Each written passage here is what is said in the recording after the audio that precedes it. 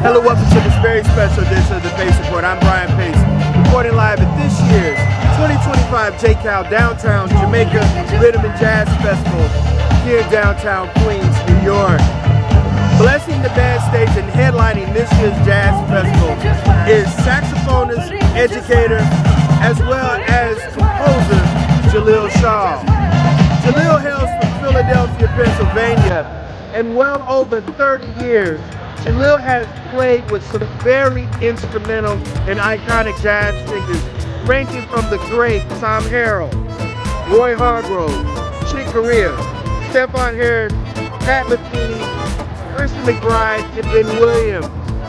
Tonight you're going to be blessed to hear music from the brand new record, which he hasn't recorded an album in 13 years, titled Painter of the Invisible, which is a reflection of what's happening in this country right now, politically, spiritually, and musically. In fact, this album dives into some very, very heavy subjects, including his dedication to the great civil rights, as well as his hero writer, James Baldwin. Tonight we had a chance to sit down and break bread and talk about how this music and this album is helping to ease a lot of the ills of what's going on spiritually as well as mentally. Also, we'll reflect on some of the most important icons that he's performed and toured with, as well as we talk about the importance of education on the band stage as well as in the classroom. So sit back, relax, and enjoy highlights of Mr. Jaleel Shaw performing music from his new record, Painter of the Invisible, live at this year's 2025 JCAL, Downtown Jamaica Riddim and Jazz Festival, here in downtown Queens, New York. Here on the Pace Report.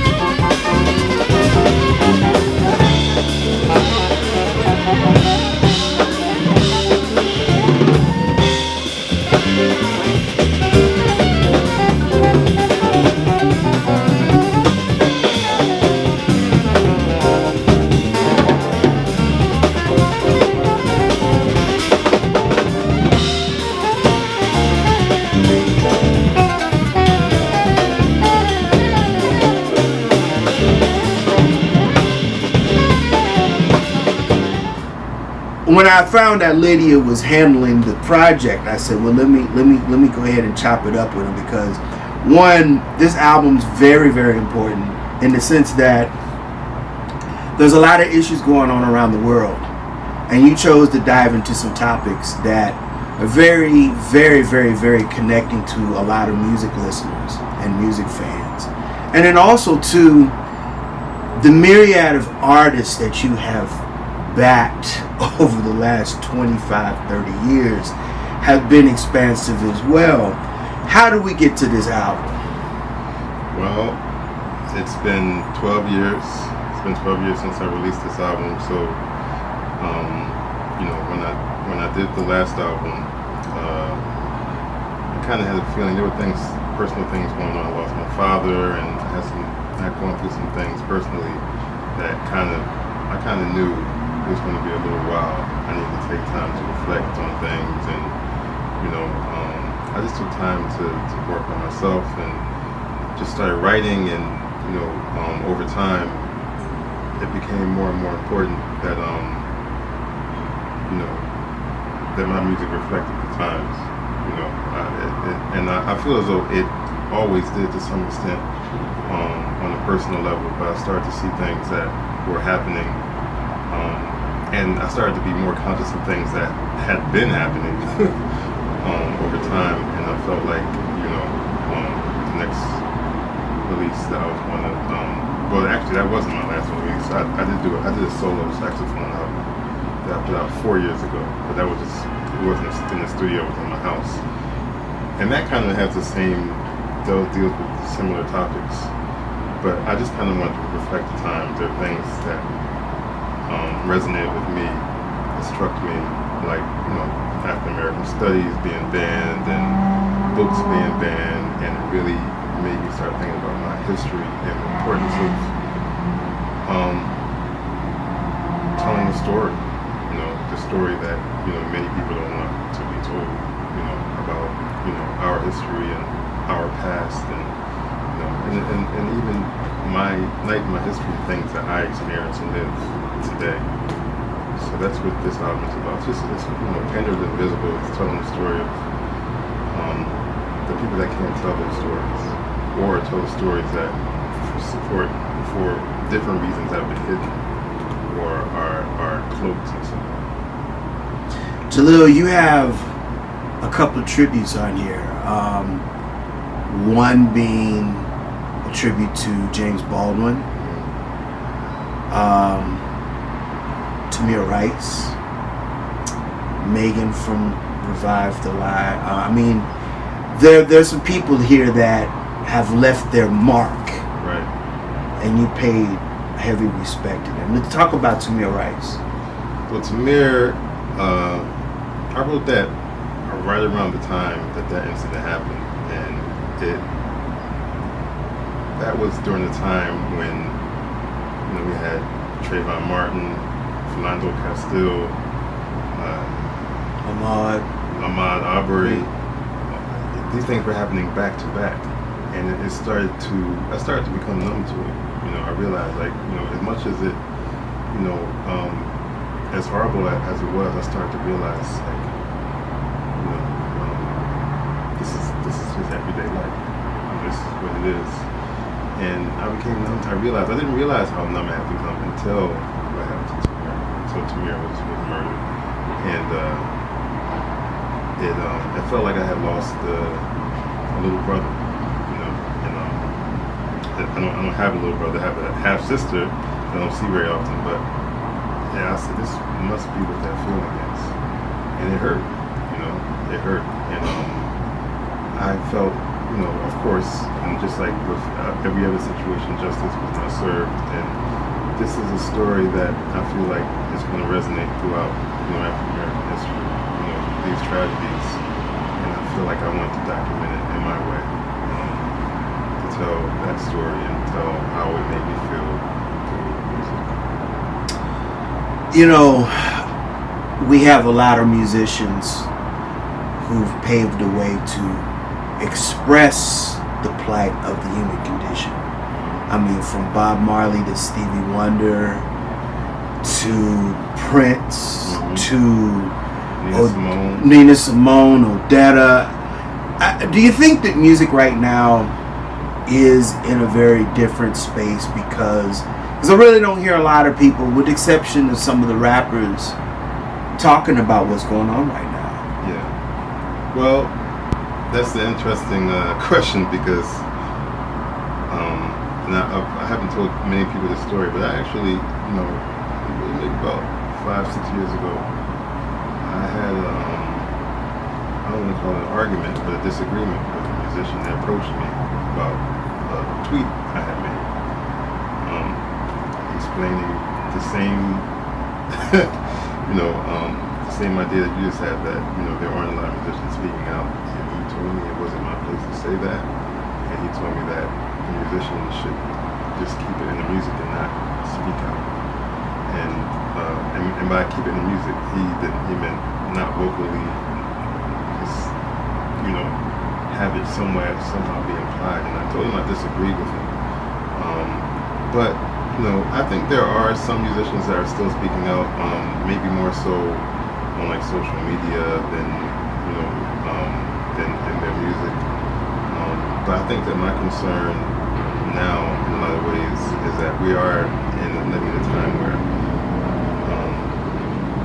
a lot of people are afraid, and I don't know how long that's been in the music industry, that people have been afraid. And I think, sometimes artists don't want to offend a part of their fan base, but I've just always felt like, in my heroes, before I started listening to music, before I was listening to so-called jazz music, I was listening to Public Enemy.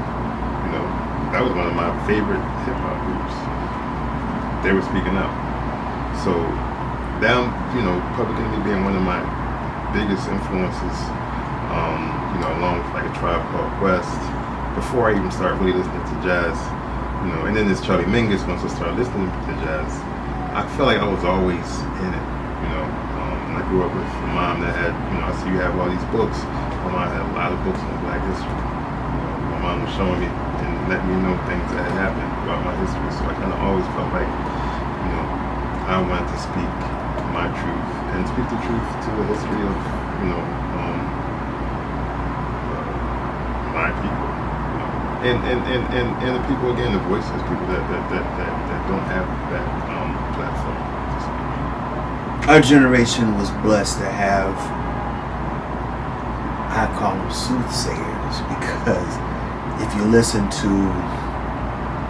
De La Soul Stakes is High, that record now is more relevant than when it came out almost 30 years ago. It sure is. If you listen to guys like KRS-One, who prophesized how Black America was going to go and where we are right now, it's kind of a hard pill to chew, because when you said it in 92 and 93 and 94, it was 2025, the 21st century, like, this hurts. And the music that you put out, it resonates, it's soothing, but do you think people are ready for this? I think they have to be ready, because I think that it's like I said, a lot of things have been, when we start, an example is, things have been happening, and I think for throughout my lifetime, I felt like, once books started getting banned, I started realizing, these books are being banned, but did I read these books? Was I told to read these books in high school or middle school? No. I knew about these books from home. I knew about a lot of the, at least the books that my mom, gave me to read. A lot of my history, learning about John Coltrane, learning about Charlie Parker, learning about Duke Ellington, Thelonious Monk. I didn't learn about those guys in school. And that's true American history, the music. And you're from Philly. I'm from Philly. That's a That's a soulful city. Yeah. Now again, I'm not saying I didn't learn it, because I did learn it, but I learned it outside of the school. I learned it from, I had a great teacher named Roy Haynes, who taught a lot of great musicians coming out of Philly. He was showing me the music. I had John Blake Jr. I had Grover Washington Jr. was a mentor of mine. I had a great saxophone teacher, Ray Wright. They were showing me these things. So, when we think about the outrage of these books being banned, it's just more in our face now. But it's always been kind of there. The African American studies kind of always been kind of banned to some extent. We never really were taught, our history. But the other thing about my album is also just to pay tribute to people like my grandmother and these amazing people that I've had in my life. My aunt, my cousin Gina, Megan Stabile, and even people like James Baldwin, who it's funny. I did another interview and they were asking me about quotes, and I realized like my most recent experiences with James Baldwin were not from his books, but from like YouTube videos, watching those interviews and those debates that he had, and I just wanted to pay tribute to those people and kind of shine light on who they were and what they were to me.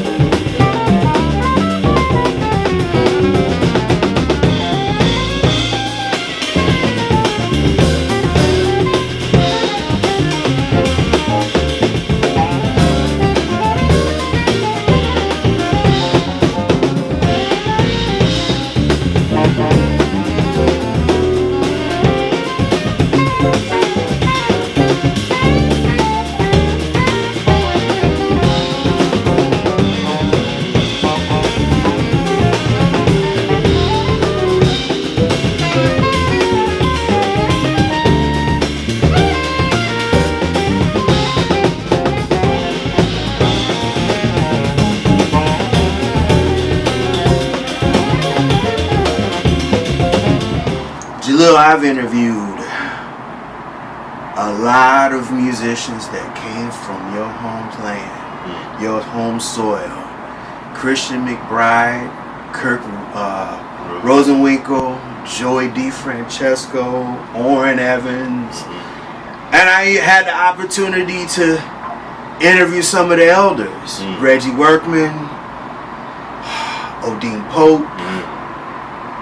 What is it about Philadelphia that is so different than New Orleans or Detroit or Chicago or LA? Well, I can't speak to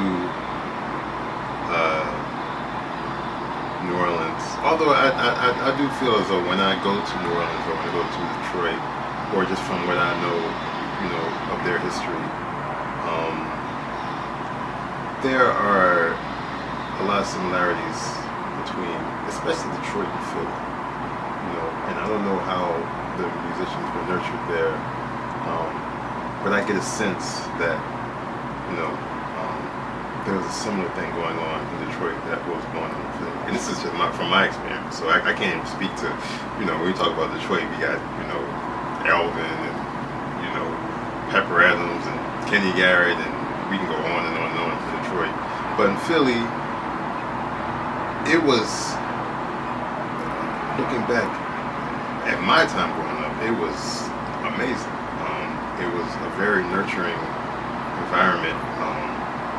I started playing saxophone when I was around 8 or 9, and by the time I was around 10 or 11, maybe 11, my uncle saw that I was serious playing, and he told my mom to take me down to this jazz youth workshop that was being run by a man named Lovett Hines. And Lovett Hines, everyone had come to Lovett Hines. Christians came to Lovett Hines. Joey DeFrancesco. There's a great alto saxophonist named Robert Landon. I don't think Kirk came through. I think Questlove, Bilal, Jonathan. Then when I came in, shortly after Jonathan Blake came through, my friend Dawood Abakar, a lot of great musicians. So that was like how I first got in the scene through Mr. Hines. And he's had generations of musicians. But from there, I started going and hanging out in Philly jazz scene. Going to jam sessions, playing with musicians like Odin Pope, Shirley Scott. Likes to go to a jam session that she had. Sid Simmons, great pianist, a guy named Byron Lancaster. Grover Washington Jr. was there. He would invite me up on the stage. So I was just doing gigs, and going to jam sessions. This guy also, Bobby Zanko, I used to play with him. He's, more of a, he wasn't, we did a merengue gig together, I remember. But, the more and more I got to know his playing, it was more, I hit used to term free, but it was more free jazz. And I started to realize after I left Philly, because I went to Berkeley, and when I went to Berkeley and then went to New York, I started to think, man, and I apologize to any New York person that thinks I'm wrong, but I never experienced anything like what I experienced in Philly. I didn't think about genres. There was also, like I said, Questlove and Black Hawk were just coming up like around the same time. Now, they're a little bit older than me, but I would go to their jam sessions, and sometimes me and my friend Dawood would play on the street, and Black Hawk would come up and freestyle. It was like that kind of vibe where everyone was kind of just like playing together. There was no sense of genre. And it was like, I couldn't go to anyone's gig without my horn. I would get chastised if I showed up to anyone's show without my horn. So that, being in that kind of environment, and, just being able to play very frequently, and just, I was gigging, I was playing a lot around the city. It was truly amazing, And the interesting thing, like Christian McBride is, was one of my heroes. He was probably one of the first musicians I got to play with when I was around 11, 12 years old. And there's a video, actually. There's a video of us playing when I literally have been playing maybe about 5 or 6 months. And but he was, he's been like a big brother to me since then. Kurt Rosenwinkel. I had no idea Kurt was from Philly until maybe 2000. And I was a big fan. So when I realized this guy was from Philly, I was just like, what?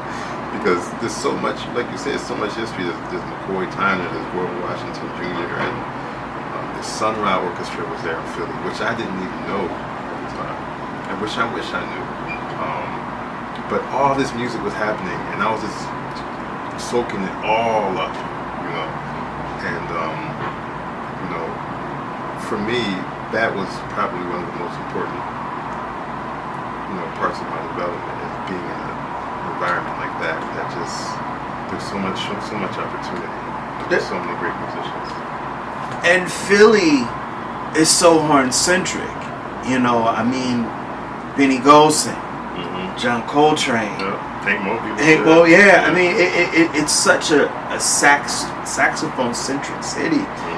What is it about Grover Washington?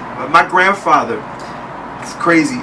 The first Grover Washington record my grandfather bought me was Reed's Knee. So I'm kind of showing my age now. But Grover's CTI recordings are kind of bipolar opposite of what he did in the 80s. But he was such a great soprano and alto saxophonist. What was it about him that you remember about him as far as him being a mentor to you and as being a musician? He was just very, just like the other musicians, he was very warm, very down to earth, very welcoming, and supportive. For someone like that to invite you up on the stage, like he would be playing big concerts at he had this place called Penn's Landing, Philadelphia. He had these big concerts at Penn's Landing. Usually you don't see people inviting kids up to play. Right. But he would he would invite us up to play on shows like that, and just very encouraging. And for me, as far as his sound, and it's deep because it took a while to realize. Although I was listening to those records, the Wine Light and All My Tomorrows. I was listening to all those records, but it took a while for me to realize how much of influence he had on my sound. It took me like going back and listening to those records, after I finished college, and being like, oh wow, I got that from Grover. Just that it was just a very warm sound, and I think the thing about Grover that's deep is that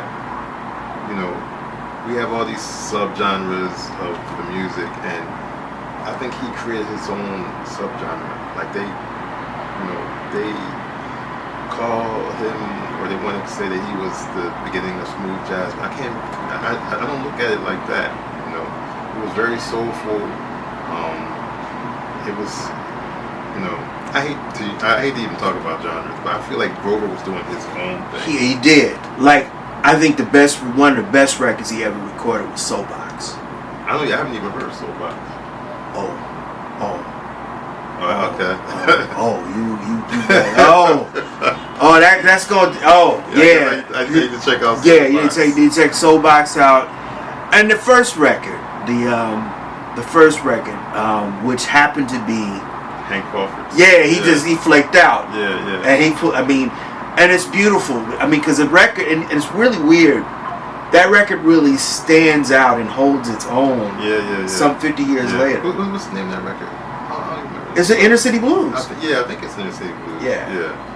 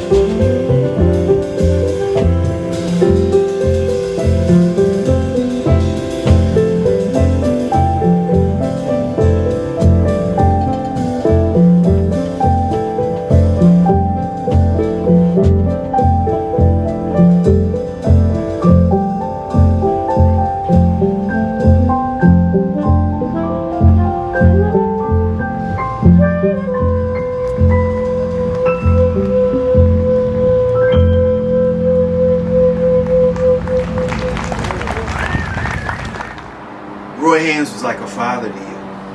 Yeah, I would say more like a grandfather. Yeah. Roy, you know, his spirit. I miss his youth. One of the things that I think a lot of people will say about Mr. Haynes is that the musicians that he accompanied throughout his career, he was kind of like the glue that held it together. Absolutely. How did you respond as a musician playing with him? You know, the deep thing about Roy was that Roy was about the collective sound of the band, always. And he was about, you know, creativity and spontaneity. And, you know, it took time for me to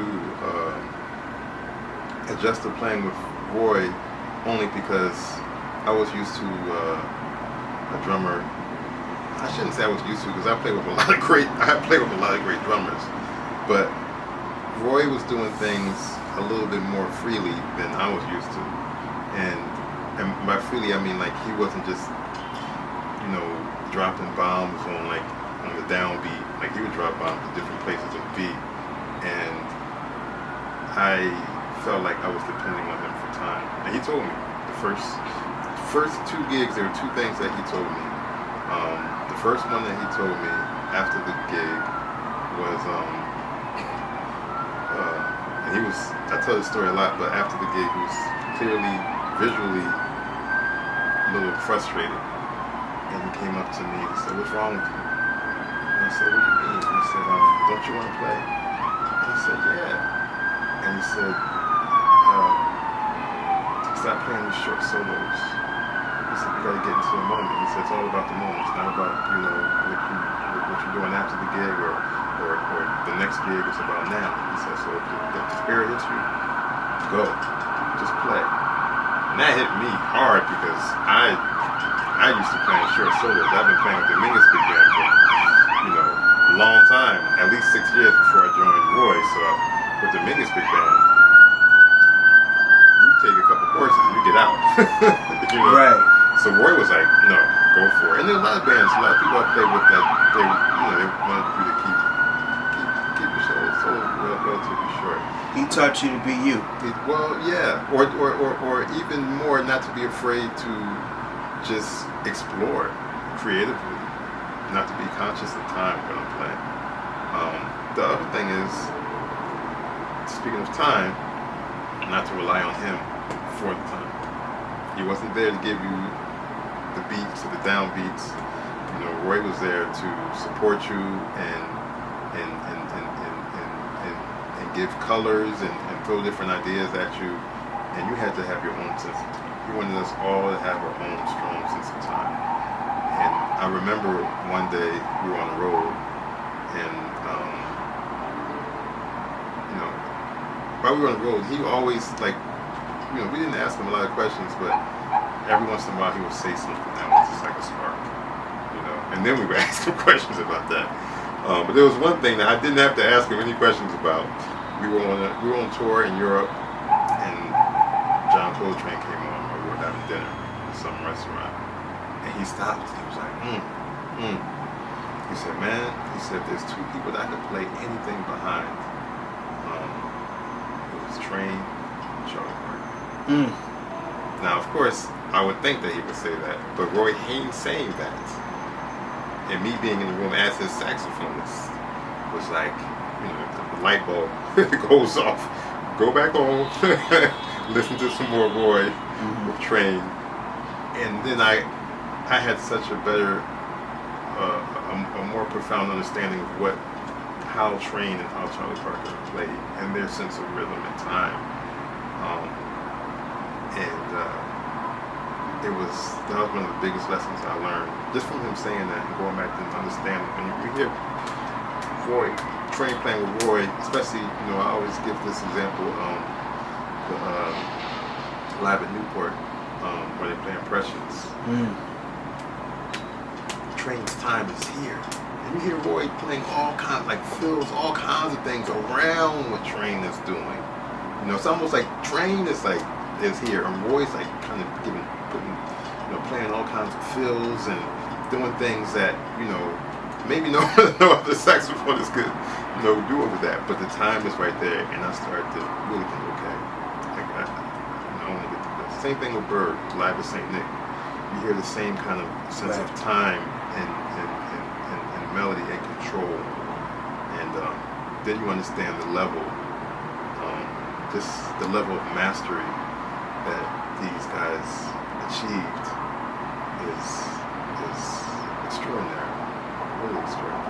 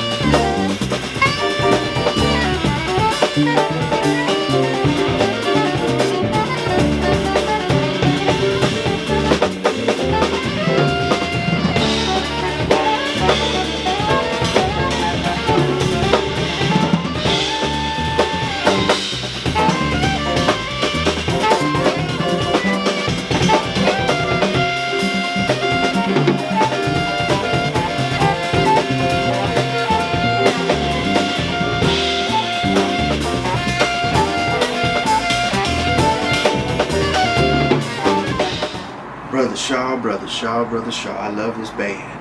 Thank you. I love this band. Thank you.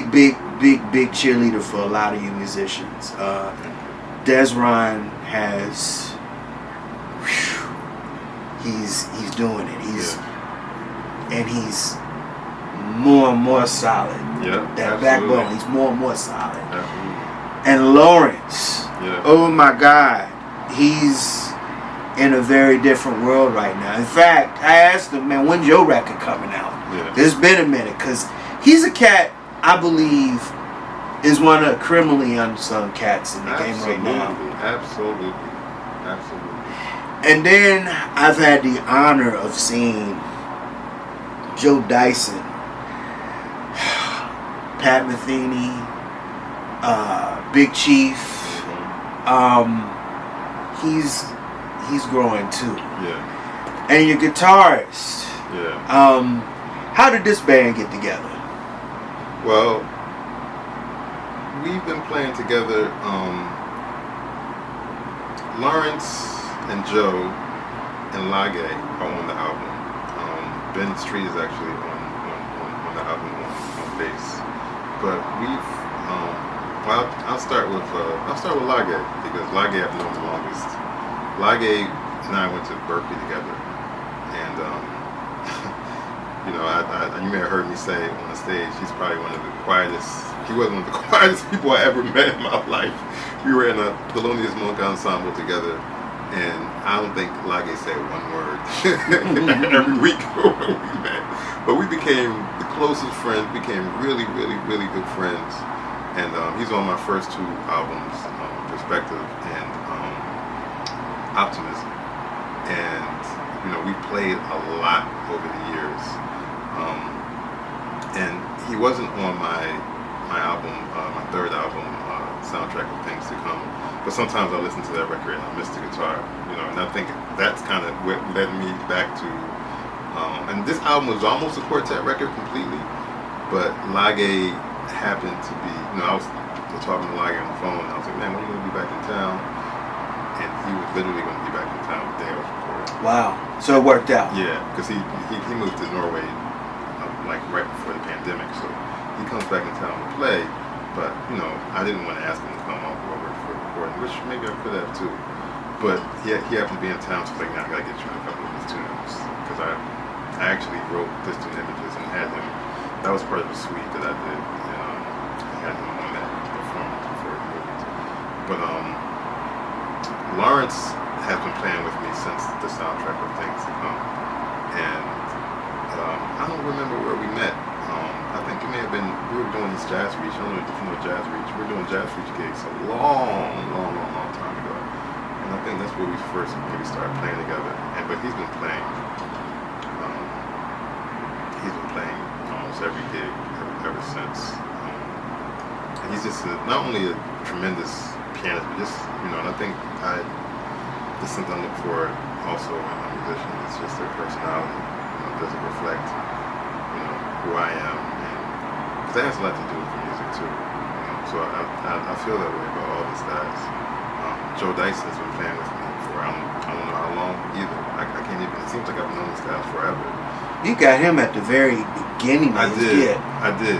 You and Big Chief, because I remember it was about 3 years ago I talked to Donald Harrison, and he said, yeah man, I saw him when he was 18, 19. I said, well, you good for snapping up young talent. Yeah. Well, I didn't get him at that age. I think he had just he just graduated from Berkeley, so he must have been around 22. Okay. You know, but I don't remember who recommended it to me. And then I said, was it Jonathan Blake? Someone recommended him to me, and you know, I heard him, and I listened to him on Christian Scott's. And he has a very personal, you know, I mean, at such a young age, he has a very original sound, and we hear a lot of New Orleans in the way he plays, which I think is incredible. You know, I hear him playing on recordings now, and I know that that's Joe Dyson, you know, which is great. Desron I've known for a long time too. You know, I've seen him play with Robbie many times, and I can't even go back to how long I've known him or where I met him, but that sound, that's another one, just very, it's just very strong, and there's not, you know, a lot of basses that have that, play with that, you know, we call it that hump, Right. you know, and you know, I always look forward to playing for all of them. They're incredible. What's next? I mean, this is 12, 13 years in the making. I mean, the last time you put the record out. Yeah. I'm pretty sure there's going to be a lot more music coming out from you. Yeah, there is. I'm not going to speak on it now because it's kind of it's kind of a secret. But there is something that's coming in probably the near future. That's actually,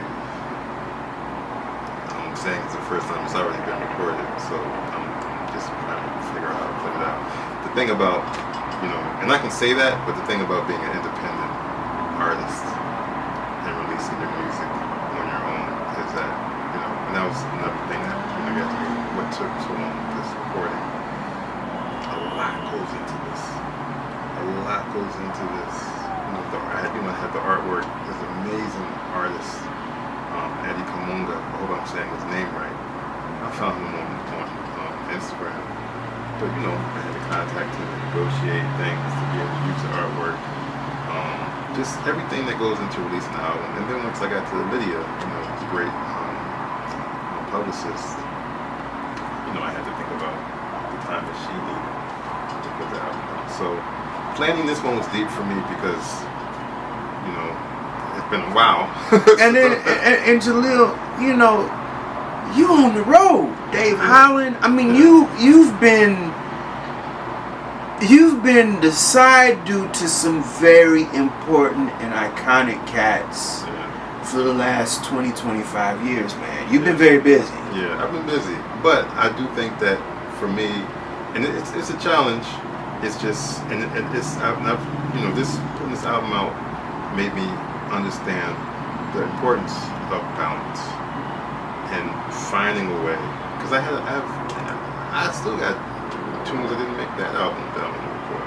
I got a lot of stuff that I want to put out, but I got to find that balance, because if I don't find the balance, and I'm also teaching at Manhattan School of Music, so if I don't find that balance, it's easy to get into that one spot and not try to find the time to, you know, to do your own thing.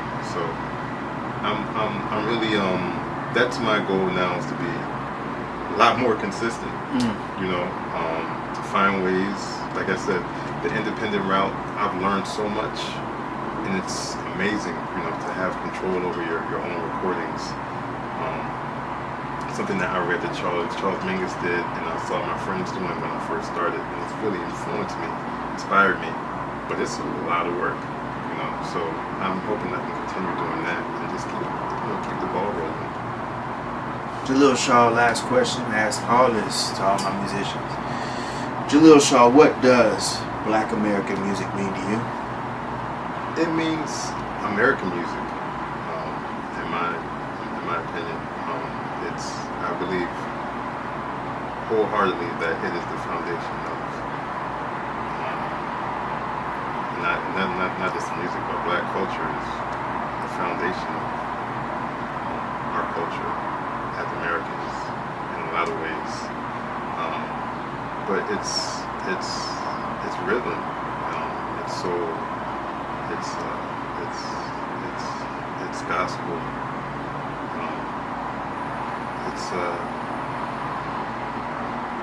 It's the Black experience, but also in a lot of ways I feel as though, you know, it's an American experience, you know, that I feel as though, you know, if a lot more people understood, and this goes for, you know, even when I think about Painter of the Invisible, I'm sorry I'm going off a little bit. When I think about Painter of the Invisible, when I think about our culture, you know, when I think about other cultures, people being, you know, we're also living in a time where people are being taken off the streets. You know, indigenous people. You know what I'm saying? So when I think about like Painter of the Invisible, it's, you know,